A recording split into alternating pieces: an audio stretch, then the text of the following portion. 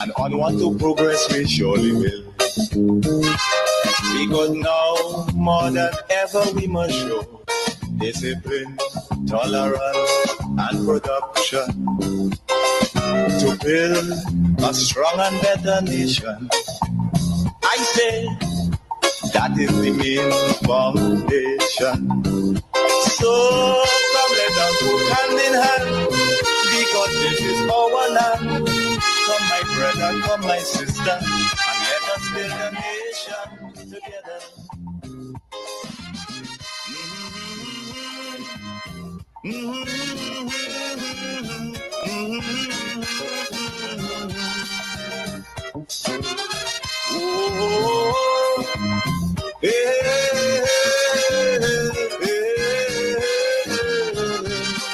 Come, my brother, come, my sister, and let us build a nation together. I want to welcome you to the Dynamic Hour.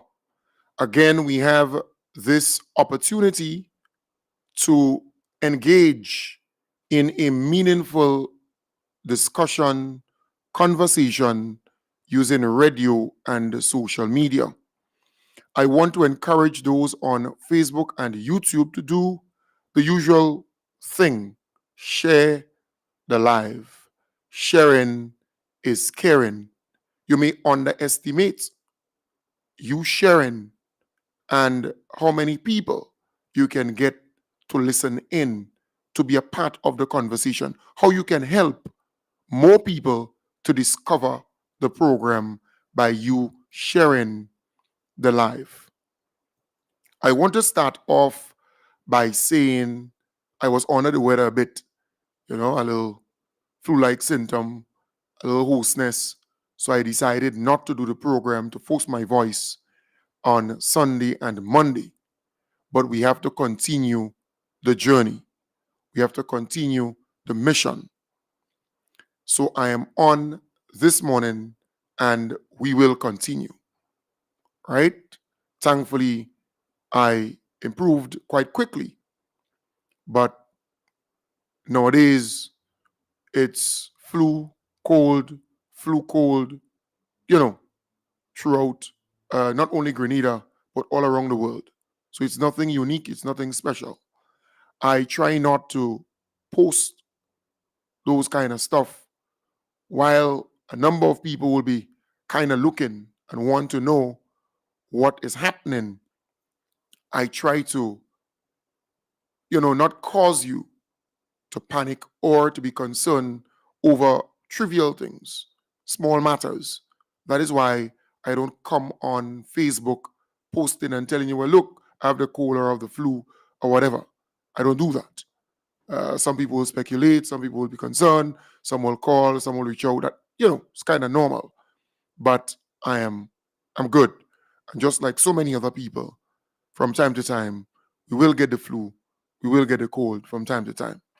But let's get on with the meat of today's conversation. And folks, I was not sick, to say sick. So I don't want you to keep on that vein, especially in the chat for this morning. All right? I opted to not tell you that I had the flu, and flu is a normal thing. All right? So let's focus on what is important this morning. Great. I prefer that. So don't start saying, oh, sorry, Kim, to hear that you're sick and no. All right? Good. So we're going to start off with some positivity.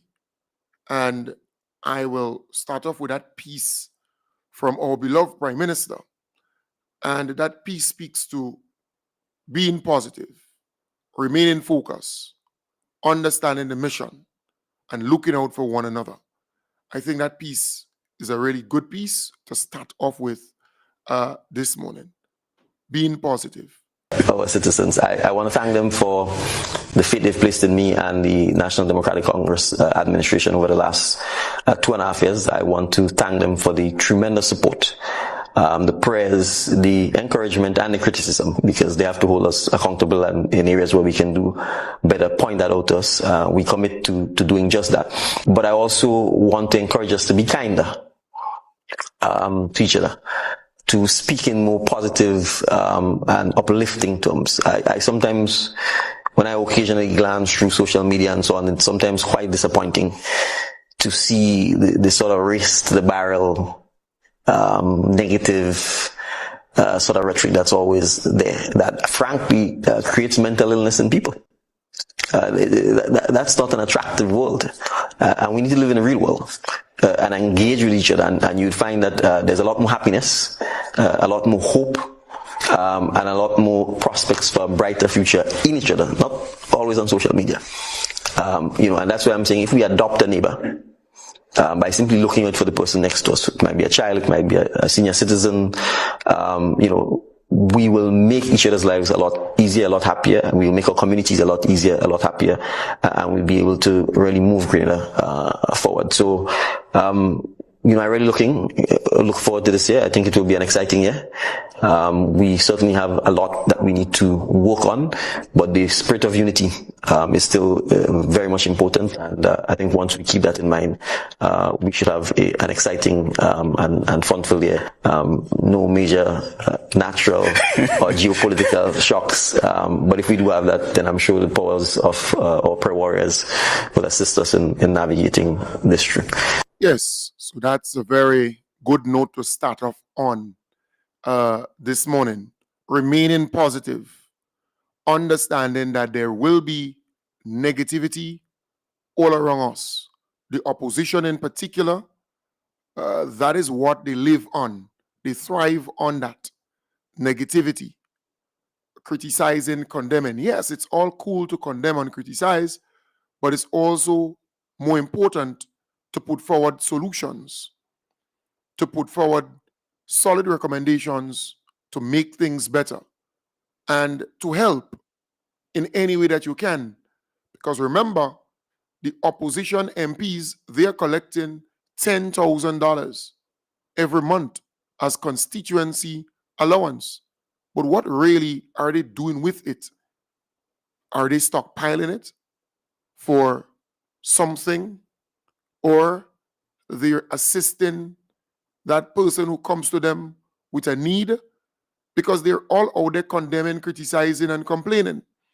But when it comes to doing something to help people, to transform the lives of people, the opposition is not doing that. All they're interested in is coming back in power. They want to come back in power. They're not interested in Grenada, Carriacou, and PT Martinique and seeing good things happen for our people. They just want power by any means necessary, which is sad, because you can have power and not do what you're supposed to do with it. Because the NNP been in power for 20-something years. 20-something years. You think that, for example, the licensing center, the place where people go with their vehicles to, license them. You think that building just became what it was, and at least what you saw on the news, that the condition just happened like that in the last 2 years and a half? No. Nope. It was like that for years. The government in the past, the NNP administration, they never saw it as important to fix it, to clean it. And mind you, you had police officers working there. You hear of roads like Mongo Road in St. John and the condition of that road. You think that happened in the last 2 years and a half? No. Nope. So I am saying the NNP left things undone. They just didn't bother fixing stuff and looking down the road. They're just about the now and having power. You could have power, but what do you do with it? How do you enhance the lives of people? The project aims to address long-standing issues with the facility, which serves thousands of Grenadians with services such as driver's license applications and exams, vehicle inspection and registration.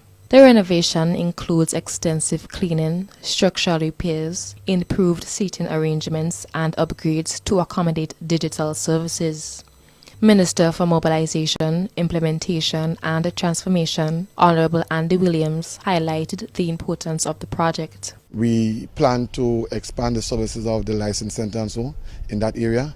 And also we see it as a venue that can be used for heavy equipment training, which we want to embark on in a short time. We're looking to finish the center by the end of this month, January. And in that case, finishing means changing the roof, cleaning the whole building, retrofitting the building, and also concreting the yard so that we can use it for heavy equipment training in the future if we want to go down that route. The cleanup and renovation of the Grenada License and Inspection Center forms part of a broader plan to upgrade public facilities across the island. The center has been that way for years, I could tell you more than 10 years. Yeah, and it's a place where people go to on a regular basis, either to inspect the vehicle or when they are going for license. So we thought it was necessary to tackle it in a speedily fashion. As soon as the year started, the contractor and the guys, they came out and started to work immediately. So we are starting a program where we are embarking on refurbishing our government buildings, bringing them back in the state where it can be useful to the government. So far we have seen a lot of our buildings, they are not in the best of conditions, and it seems to be deteriorating on an ongoing basis. And this administration finds it necessary to really remedy this situation and ensure that we bring back a sense of love and prestige to our buildings. So the License Center is just the start of this initiative. This project marks a significant step toward improving the quality of services offered to Grenadians. For MTV News, Michaela Mark. Yes, thank you very much there, Michaela. That's a very good piece from MTV, giving them the credit for that.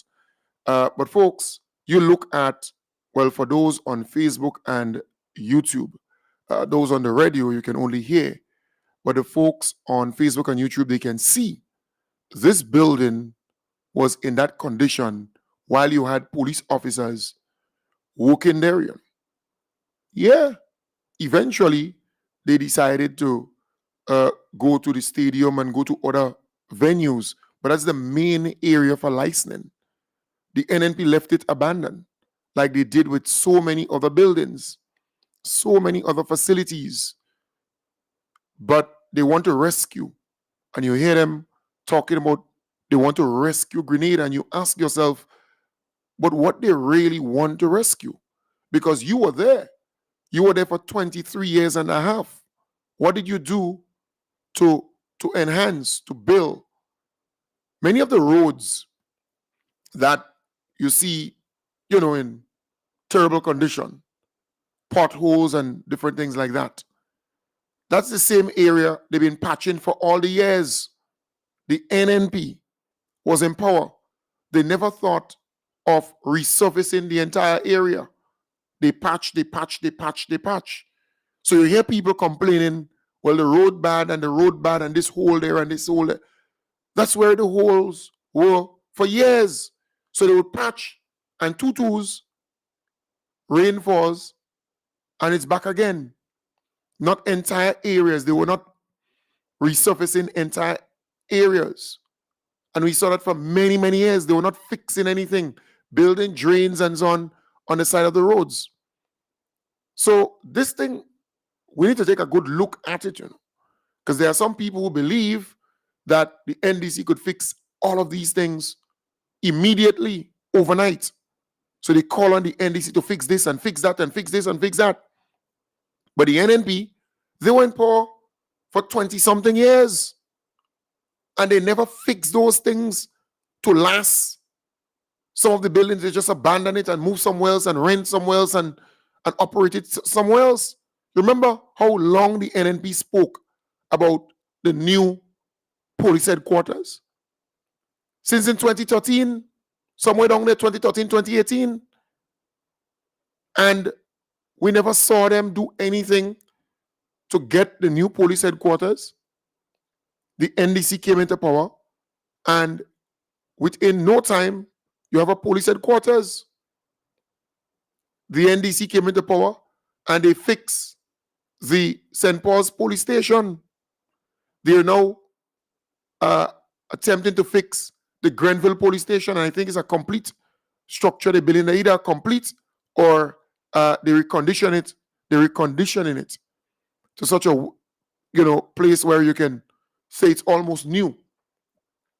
And then you have them doing some work on the Central police station, the Hillsborough police station. They did some work on that after Hurricane Beryl.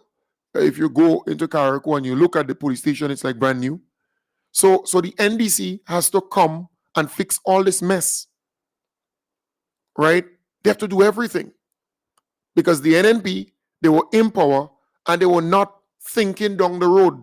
They were not operating with a plan. You heard the Honorable Andy Williams said, look, they're trying to fix the government buildings. They're looking down the road, fixing the government buildings. Because you see, the Ministry of Finance, for example, they had to leave there with molds and all kind of stuff in the building, leak and all kind of stuff in the building. And they had to go and rent and move to this place and that place. The NNP never maintained anything. When the NDC came into power, the ministerial complex, they had to remove all the rugs because they were making workers sick. Then the AC was not functioning. The AC was down, spoiled, gone through. The NDC came and they fixed the whole thing. They had to renovate, and it's a lot of work because the NNP was not maintaining anything. And going back to the roads, there was maintenance gangs, public works, the public works department. They had maintenance gangs or crew in different areas throughout the country, So that small pothole didn't have to get large or big. No, that maintenance crew in that area would fix it even before it gets to that size. But the NNP scrapped that. And then they go into the contracting for every service when it comes to roads. And we don't have no equipment, no nothing for that ministry to do any little repair or any little thing whatsoever. And that's the situation we face. The NNP is not about maintaining anything. Look at the stadium, for example. They would just leave the whole thing to run down and then call the Chinese to fix it, spending millions. That's how the NNP function in this country. And I can talk about schools. I can talk about medical stations. I can talk about so many other facilities. They just leave it to run down. But they want to rescue. Rescue what? I would love to know what they want to rescue. So the Honorable Ron Redhead, he and his team, they did a good job with the refurbishing of the New Hampshire preschool.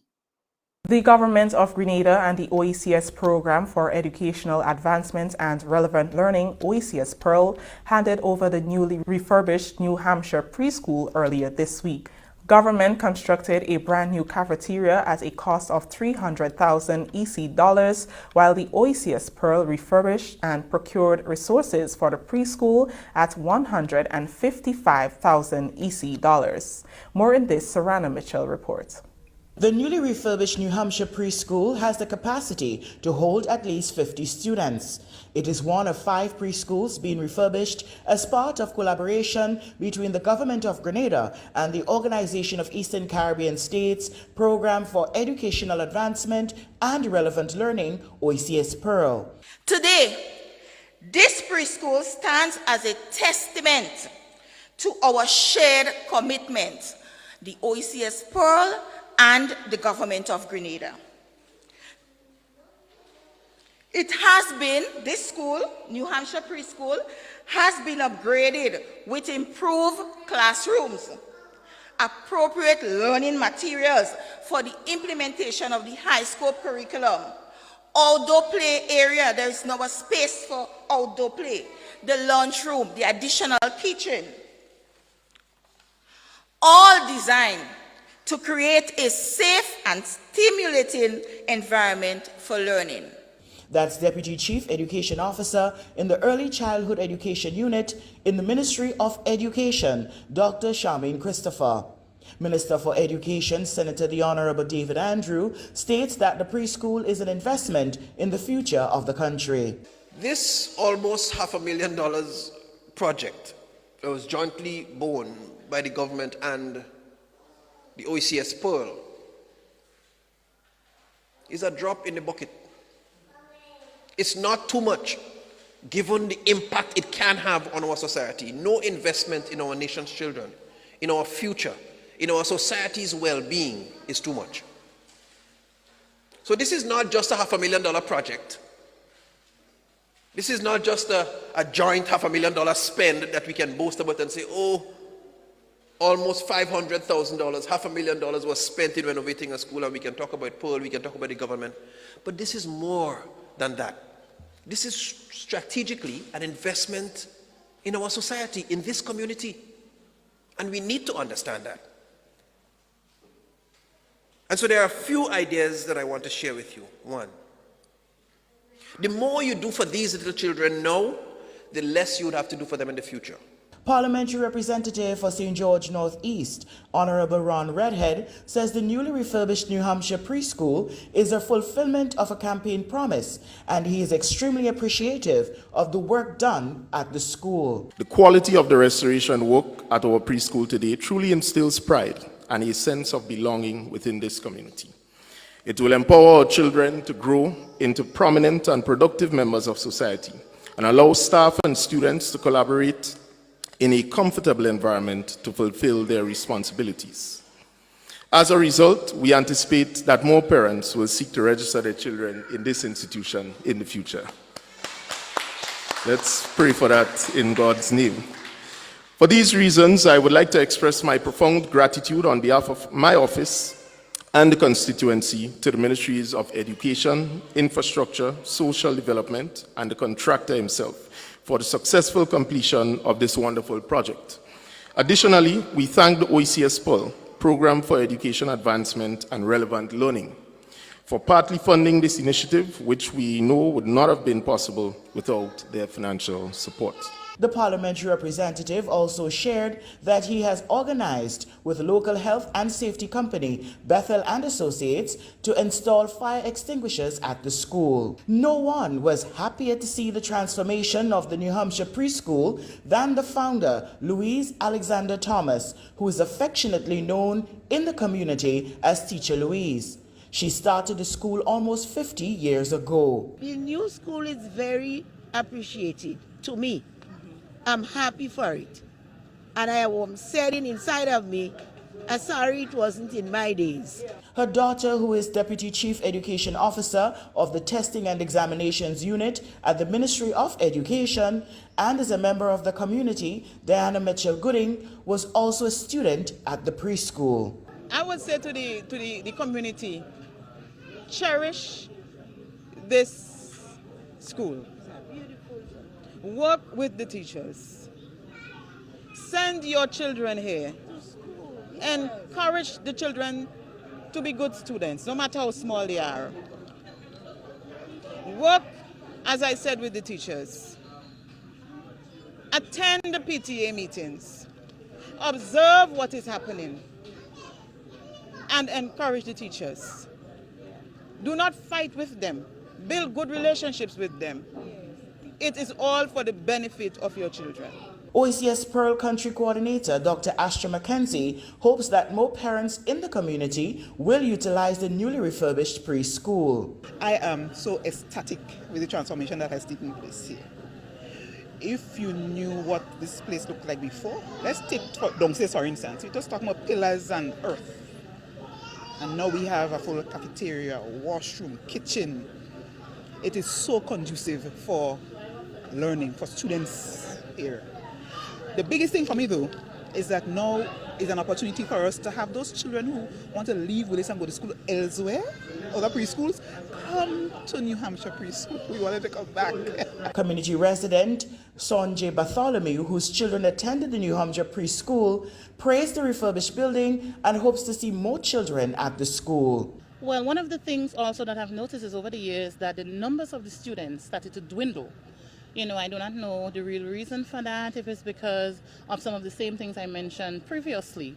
But now that they have a new refurbished school, I am hoping that the community would actually send out their kids, come first of all and see what the school has to offer. It's now fenced, they don't have security, they have maintenance, they have a lot of equipment that was donated to the school to upgrade the school. The contractor, Glenroy Sayers of Sayers Construction, says though work on the preschool began in May 2024, it took longer than anticipated due to the passage of Hurricane Beryl and the heavy rains.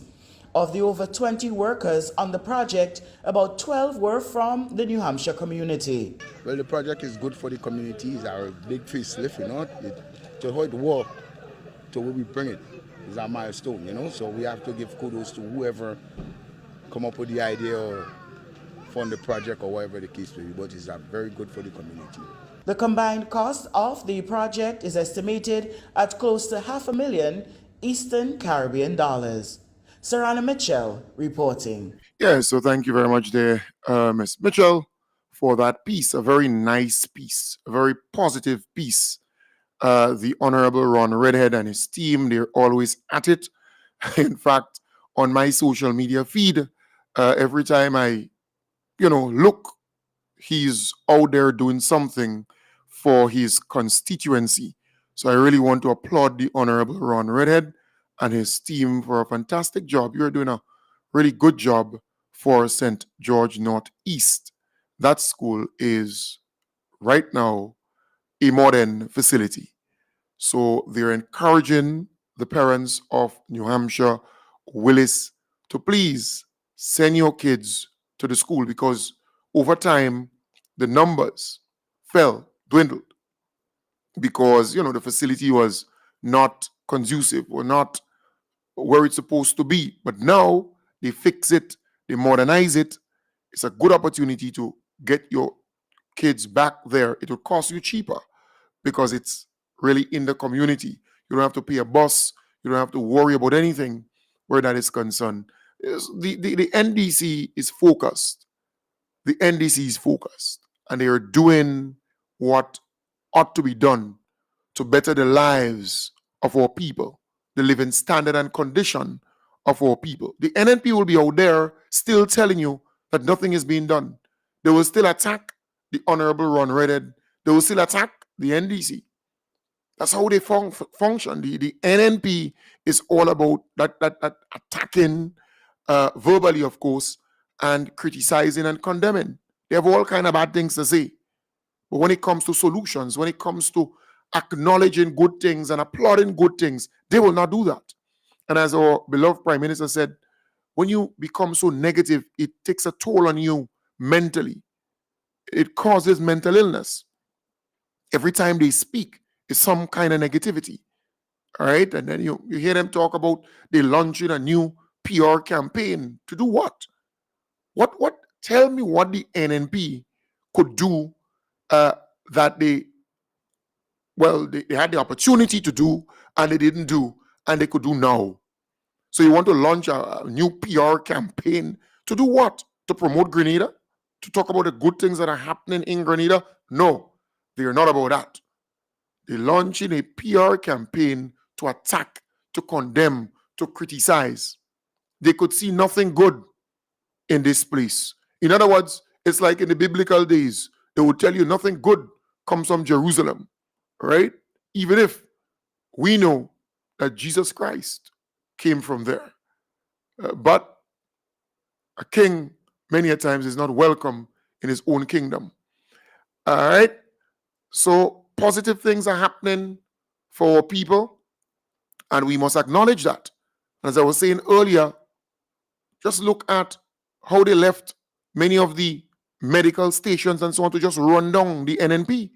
The NNP was never about fixing things and maintaining it, because you could fix it, but if you don't maintain it, it's going to run down again and it will cost you more in the future.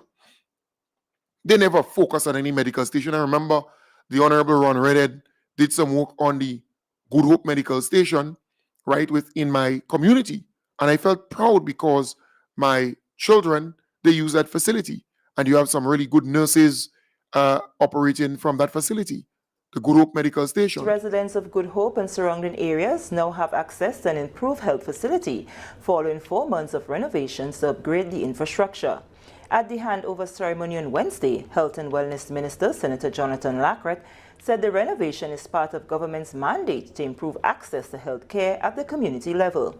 It is believed that the move will reduce the pressure and dependency on the General Hospital and other hospitals throughout the country.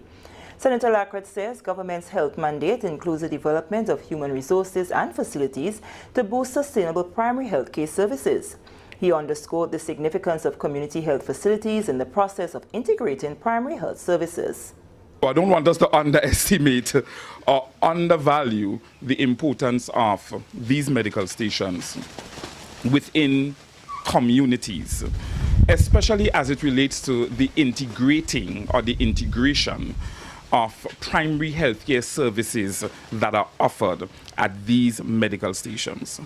Because based on the geography or the economics of the state, some medical stations are far removed from the geography and the economics of the state based on where they are placed. And as a result, they are better served from the community base than rather being in the central base, because the majority of populations, especially in our small island states, resides in small communities. Parliamentary Representative for St. George North East, Honorable Ron Redhead, commended the Ministry of Health for its speedy response to renovate the facility. He is optimistic that the improvements will be matched with increased productivity. Originally, the contract was scheduled to be completed in 6 months' time, based on the information we had from the Ministry of Works. But it was a great pleasure to know that it came in under that time and that it's now completed, and the community can certainly benefit in a serious way from better health care from an infrastructural standpoint, and I am certain that the nurses will be happy and it will translate into better health care from the human standpoint. Contractor Ashley Phillip of Selective Engineering Company carried out the work on the facility. Engineer within the Ministry of Infrastructure, Dave Augustine, outlined the scope of work that was done. Yes, so I played that piece there just to remind you that this facility was there a long time ago, but the NDC came into power. The Honorable Ron Redhead and the government, they saw the need to renovate it, to modernize it, to upgrade it. That is what you need. Maintenance, fixing stuff, so that it can serve the community. That is important, you know, folks. But the NNP left things to just run down. Run down. So the NDC always has to come in power and fix so many things. So many things. But you have people out there who would still say, well, they ain't doing this and they ain't doing that, and I ain't seen them do this and see that. But throughout the country, that is happening. It's happening where, you know, this government, they have to do so much and they want them to do it in such a short space of time. The NNP been there for 23 years, you know, not 23 months. 23 years, and they never did anything to fix or maintain anything when it comes to those facilities. Even the Western Hall Medical Station, I think that too were refurbished, and a number of other medical stations were refurbished.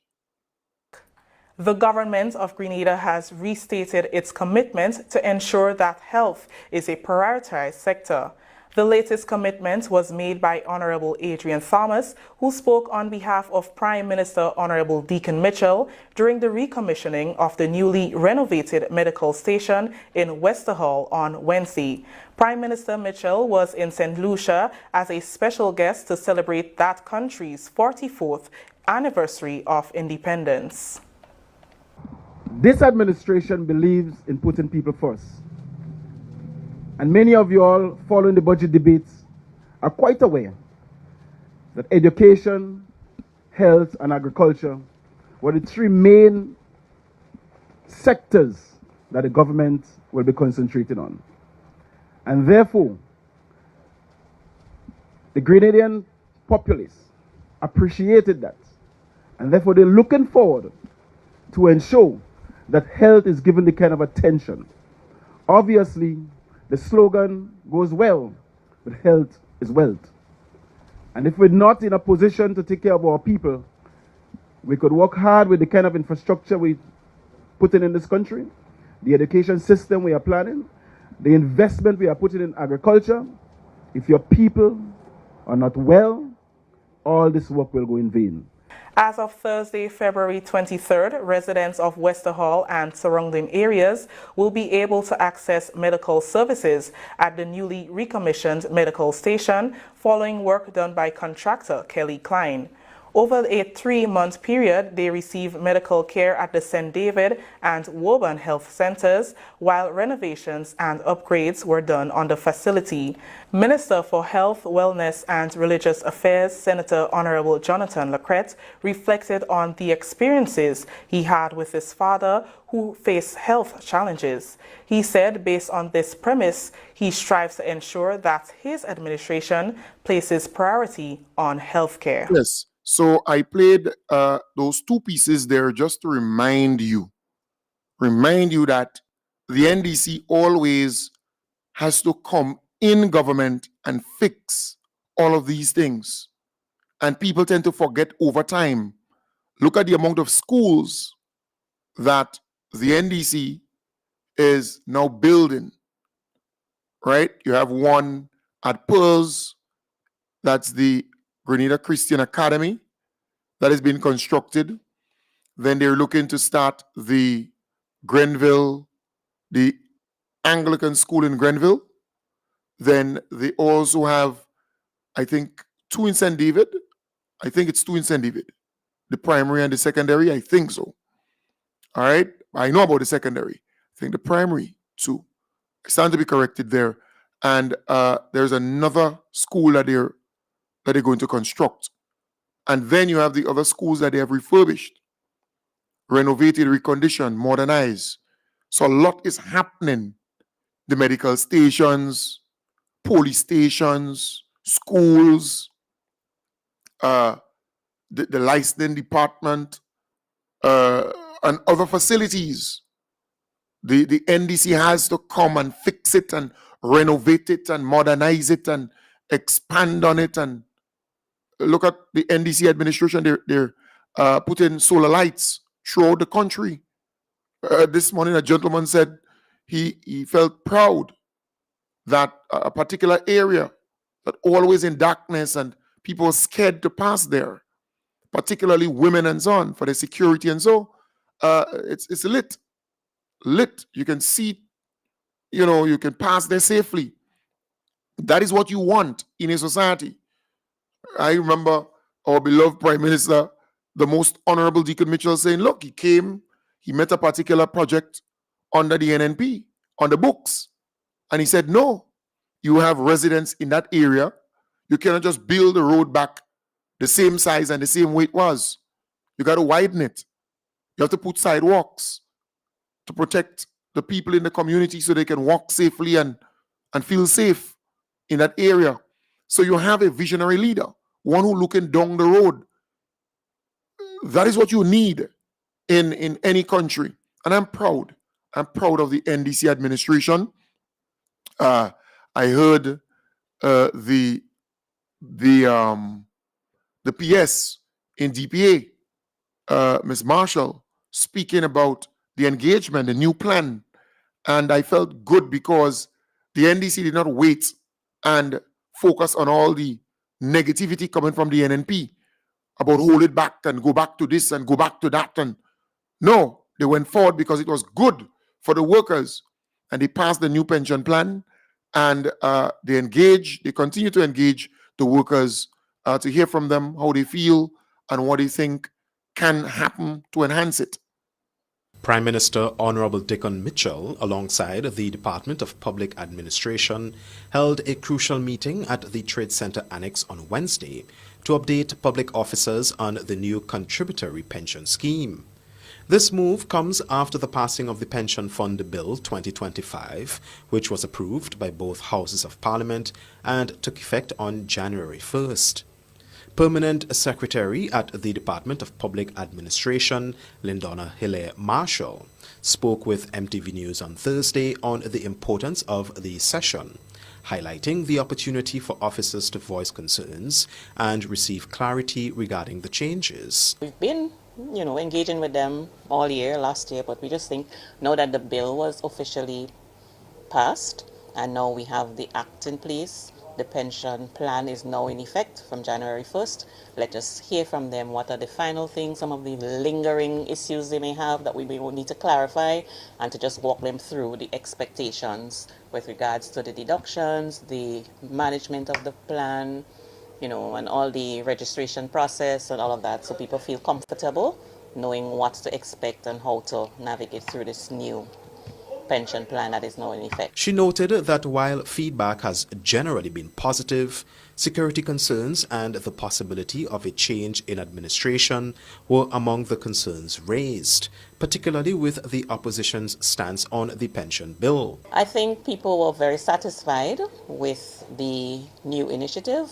From general feedback, most of the people were thankful that they can now enjoy a pension benefit at the end of their tenure as opposed to just the NIS. So we were quite pleased to know that they appreciated the effort that went into building and getting to this point with the new pension plan. So in a general sense, I think one or two people was concerned about the security.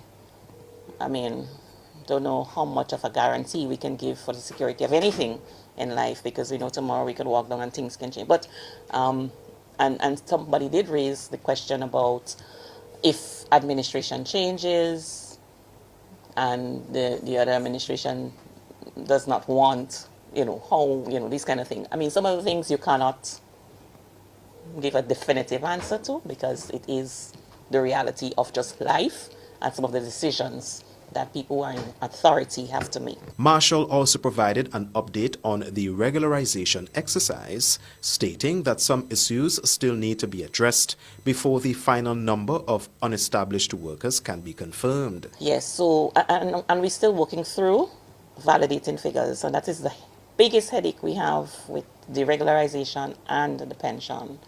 But to date, we are close to 5,000, so 4,000 plus. But we're still validating the information because we need to, a simple thing as someone's birth date. We need you to bring your birth certificate so that we can validate your birth date, things like that. So but I think we are in a better place where people understand why we're doing what we're doing, so they are more inclined to comply.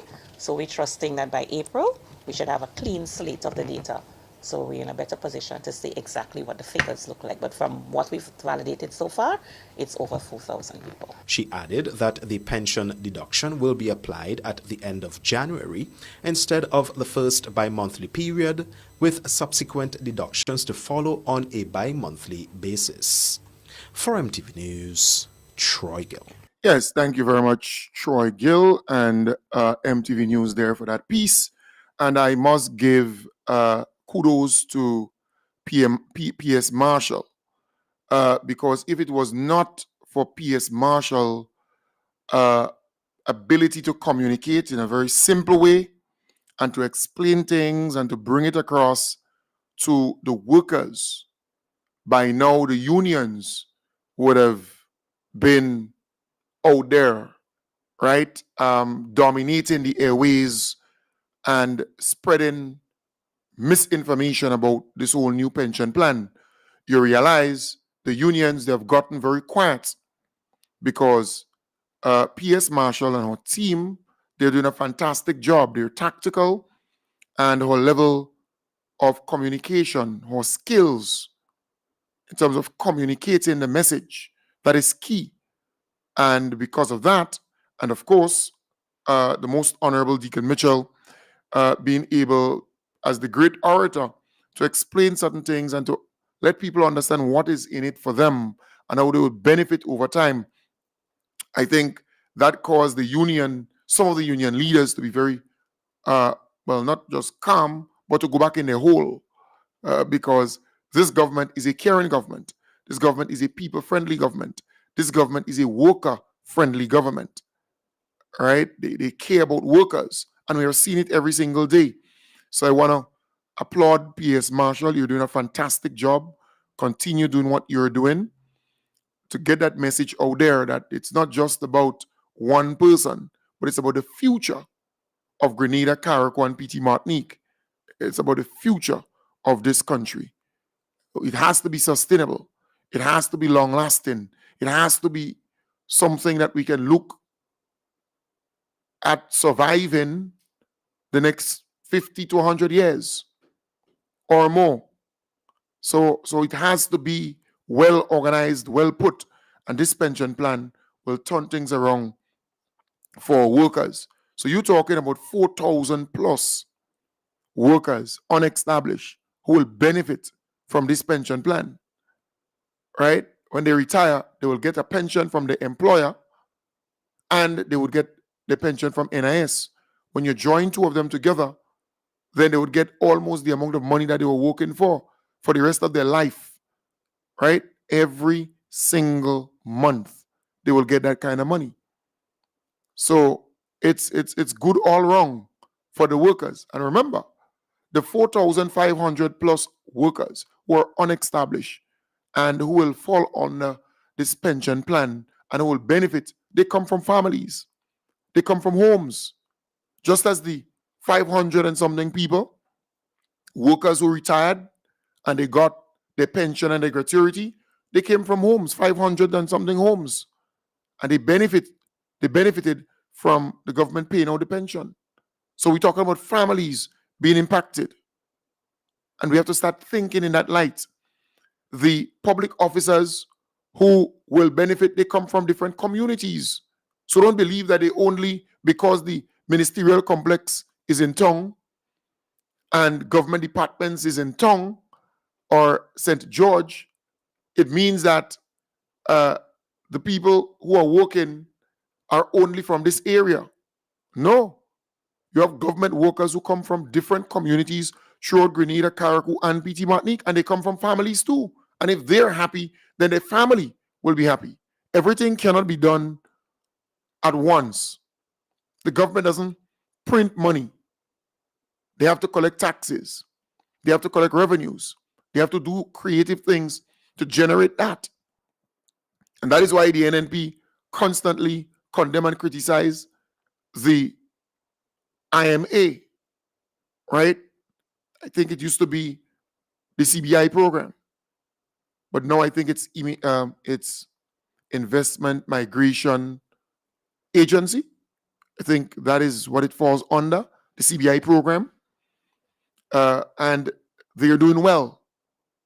They are realizing a lot of revenues with the Citizenship by Investment program. And then you have the GTA, the Grenada Tourism Authority. They're doing a fantastic job getting more flights in the country, more cruise ships in the country, more tourism, more money. And then you have the government managing the resources of the state, collecting taxes. There is more tax compliance, more efficiency in terms of tax collection and so on. So the government is able to spend and fix roads and fix schools and fix medical stations and give workers better pay, the minimum wage. Then the police officers, they are looking forward to the pay and grade to come sometime in the first quarter of this year. A lot is happening for our people. But the NNP will still be out there condemning and criticizing the NDC. The Office of Creatives, for example. Remember, there was an agreement between the Ministry of Creative Affairs and TAMCC, where they signed some agreement and the scholarships were announced, 100 creatives to get the scholarships and to, study at TAMCC. An agreement has been signed between the Grenada Office of Creative Affairs in the Ministry of Economic Development, Planning, Tourism, ICT and the Creative Economy, and the T.A. Marisho Community College to offer scholarships to students to pursue specialized courses on the TAMCC's Creative and Cultural Industries Associate Degree Program.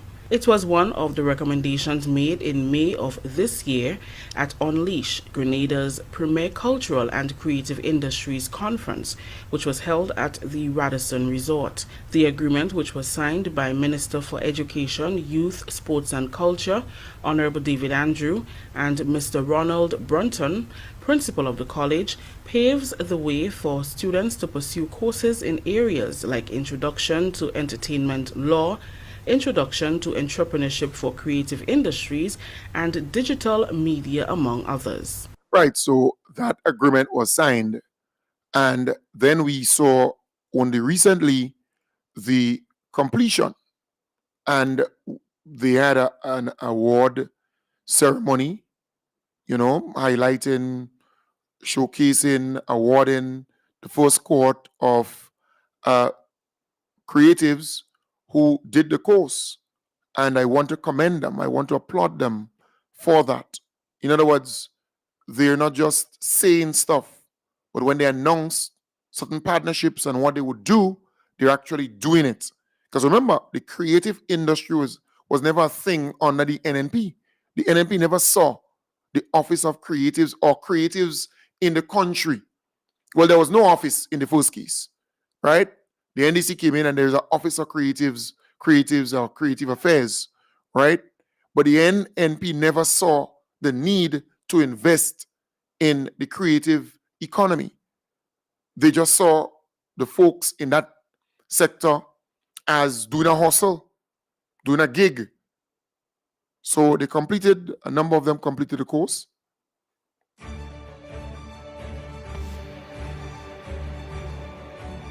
Today we gather to truly celebrate a historic milestone, the accomplishments of our first ever cohort of creatives who have successfully completed these specialized courses. As inaugural graduates, your success sets a significant precedent for many more to follow. View education and capacity building as an essential tool for unlocking Grenada's creative potential. But today is more than a celebration of your academic achievement. It is a recognition of your readiness to tackle the challenges and seize opportunities in the creative economy. We are proudly promoting our rich cultural heritage and talented people who keep it alive. We have to start recognizing the value and the power of creative entrepreneurship as a drivers of economic growth. Starting September 2025, we will launch the Associate Degree in Creative and Cultural Industry.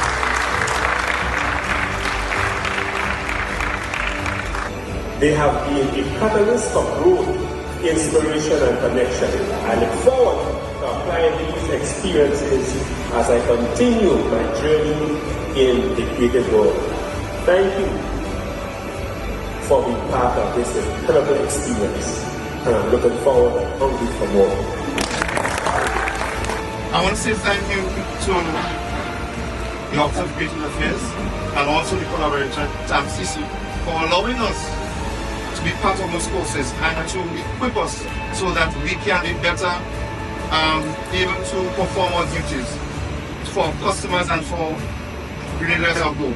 So, if everybody agrees that these courses were wonderful courses and that we have all benefited, I would like to say aye. Aye. I believe the ayes have it. Yes. So again, I want to commend the Grenada Office of Creative Affairs. I think the staff, they're doing a fantastic job. The Ambassador Kijana Orlando Romain, you're doing a fantastic job in that area there, my brother. Kudos, keep it up. Keep it up.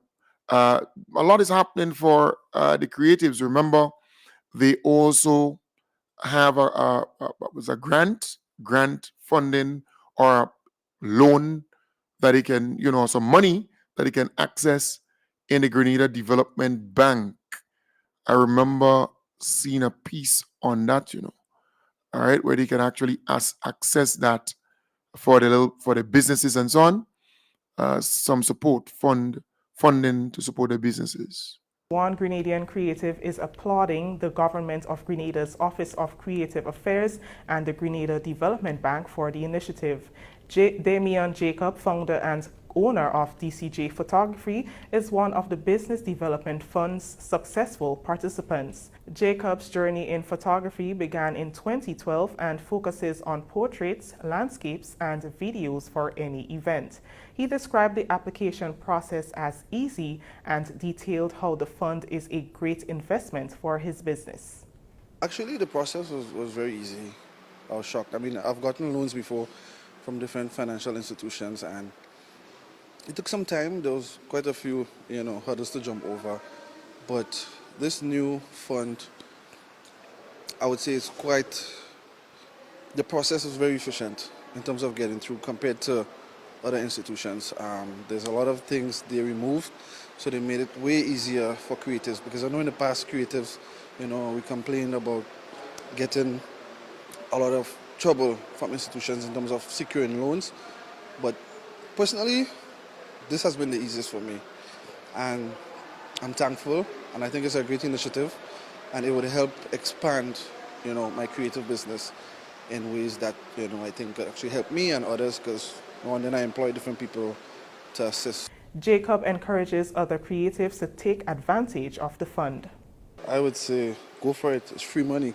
Well, not free money. I mean, you have to pay back for it, but it's basically easy. It's like, they're asking you to come and take it, and it's not much, I mean, once you qualify, of course, and you provide all the documentation they need and stuff, it's actually easy. And I would encourage my fellow creatives in the industry to actually capitalize on this. Yes.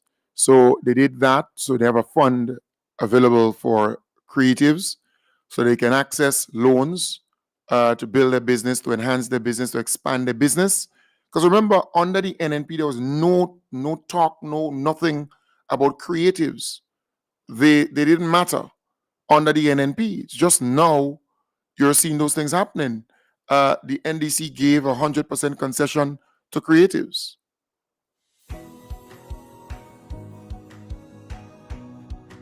As you know, the creative industry, while it might just look as entertaining, but it's a very expensive industry. The biggest problem that we face in the industry is the availability of equipment.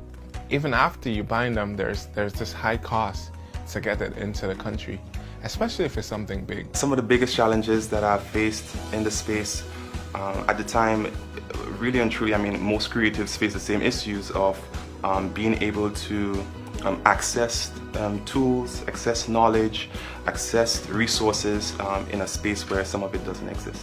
For me, this 100% concession gives me an opportunity to expand my business, and it will give me an opportunity to take my business in the direction that I've envisioned it over the last few years. The 100% concession given by government towards the creative industry is going to help us a very long way. It simply means that we can invest more in ourselves and more into the business.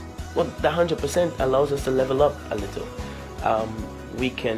We have access to more stuff, more equipment, and that gives us the vibes to keep pushing and keep, as I said, leveling up the thing a little bit more, so that we get that internationally recognized quality, whether it's in movie and film or in music or drama or whatever it is. We have that access to things that allow us to do that. Previously, we had the taxes that we have to pay on every piece of the item that we bring in. I think it's like 44.4 or something like that. Don't quote me on it. But now that we have 100% concession, you can buy tools, equipment, resources, software. You can even engage more human resource personnel to come into your business. So that means you can really expand. I think that this initiative by the government to allow 100% concession for creative is indeed a step in the right direction. Yes. So again, kudos to Kijana, Orlando Romain, and the team at the Grenada Office of Creative Affairs. They're doing a fantastic job, and you may underestimate the amount of people who are considered creatives who are in that industry. Some don't even know that they fall under that particular category. You have people in film, you have people, photographers, you have videographers, you have people in drama, you have people in podcasting, you have people doing the arts and crafts, and just name it, it's a whole line. People in poetry. We can go on and on and on, right? We can go on and on and on. They never saw them as important in nation building. They never gave them any attention. Under the NNP, that was not even a conversation. They were not even mentioned. The creative industry, they never saw them as a part of the process, a part of the nation building process. So now they're recognized, now they're given assistance, now they're given the support that they need to expand their business, to build, to employ more people in their business, to really turn things around. And I love that. I really do. I really do. So I want to commend that office. They have been very professional. They have been working around the clock, in organizing stuff, in helping the creatives. And I really want to applaud them for that. Kudos, thumbs up. All right. So a lot is happening for people. We have to remain focused. We have to remain positive. Positivity is key. Very, very, very important. And, only this morning I was saying, we have a prime minister that we all can feel proud of. This goodly gentleman is raising our nose.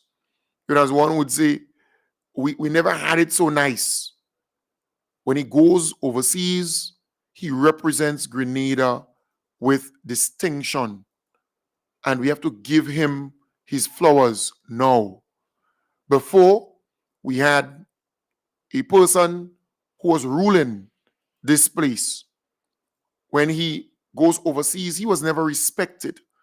People saw him as this little bully who is suffering from short-man syndrome, going out there to embarrass us. But we can all feel proud of the most honorable Deacon Mitchell. He's doing a fantastic job. He's on a state visit to China, and that's him and Xi Jinping. I had the opportunity to visit China on a high-level training, and I remember having to speak on behalf of 14 nations, right? 14 nations.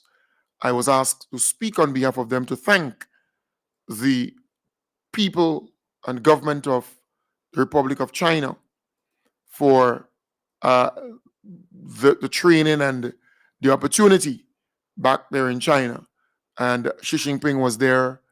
At the time, he was not the president, but he was president next in line. So he was there at that event.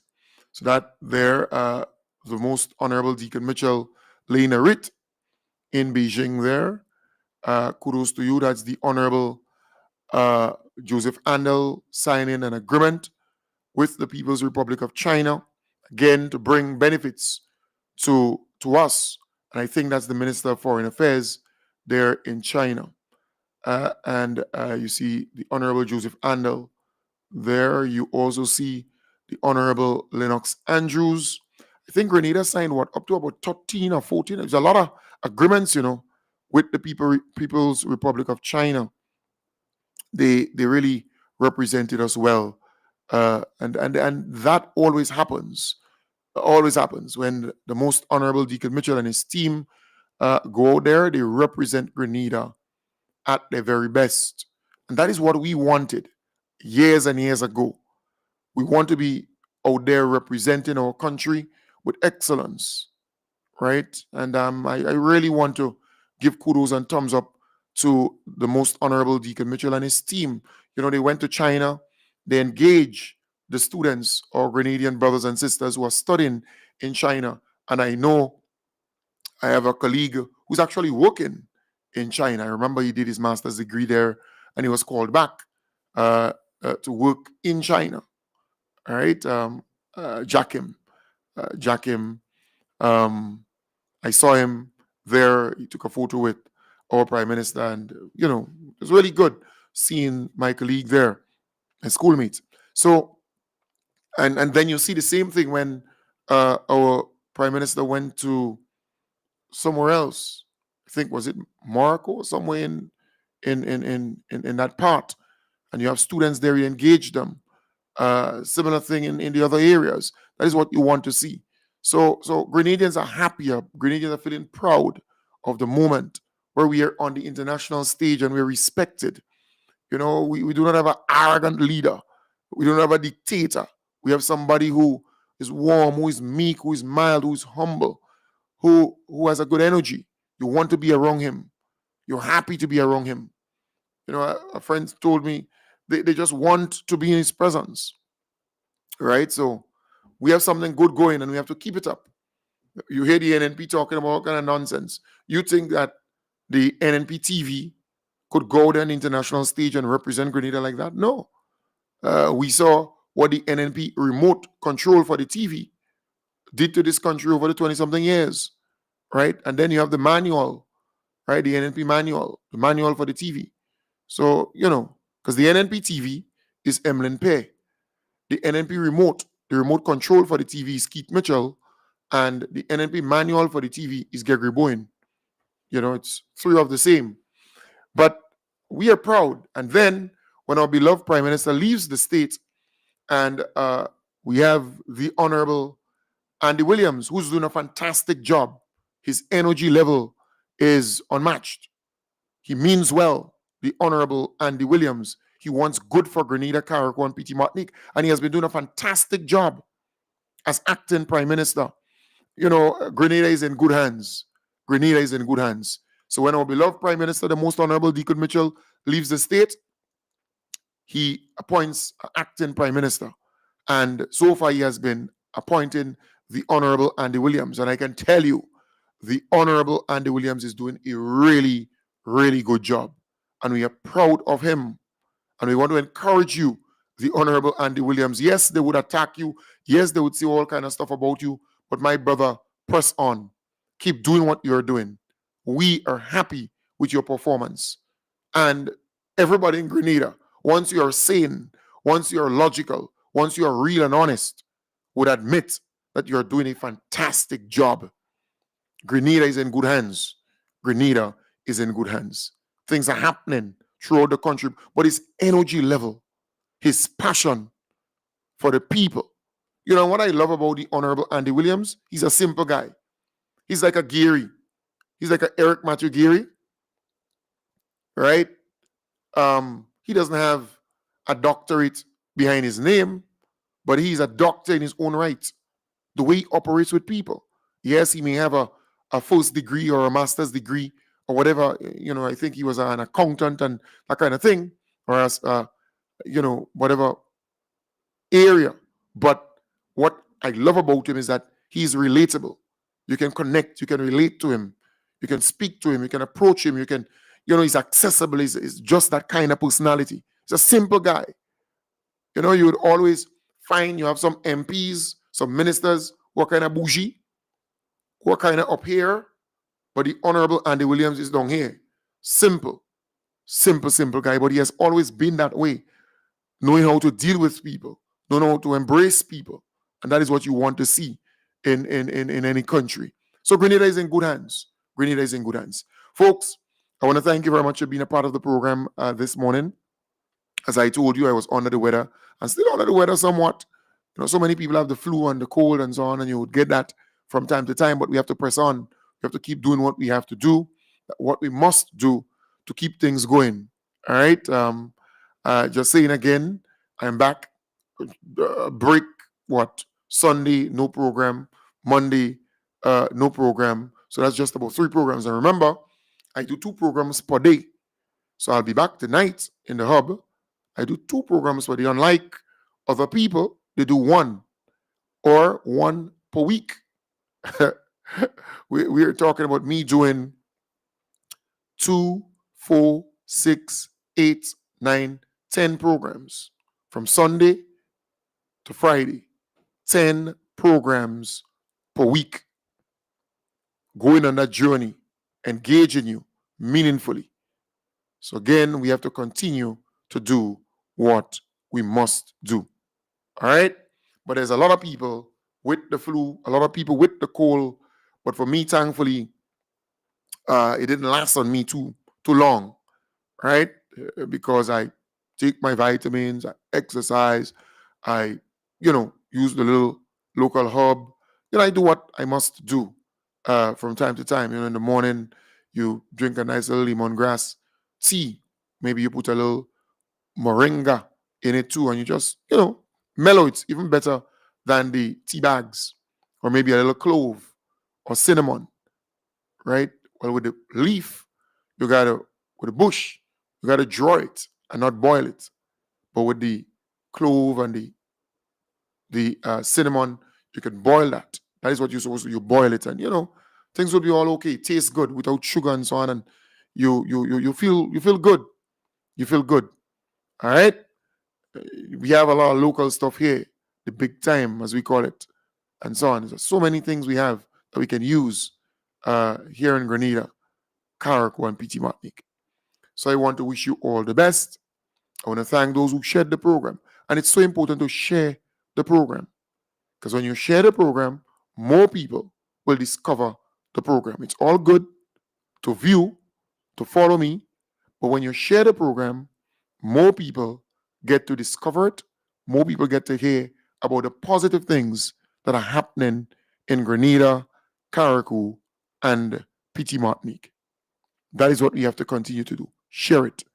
Take some time and share it so your friends will discover it. We are on Facebook, on the Grenada Transformation Agenda Facebook page. We're on YouTube, Vision Information Services. We're on the radio, on Vibes 101.3 FM and Vibes 106.3 FM. And you can get me on other different platforms, right? If I want to listen to Vibes FM, I can just search for Vibes FM and a stream will pop up. All right? And you can listen to me on Vibes FM stream. So quite a bit is happening. All right? So folks, I want to wish you all the best. Take good care. And I will be back with you tonight in the hub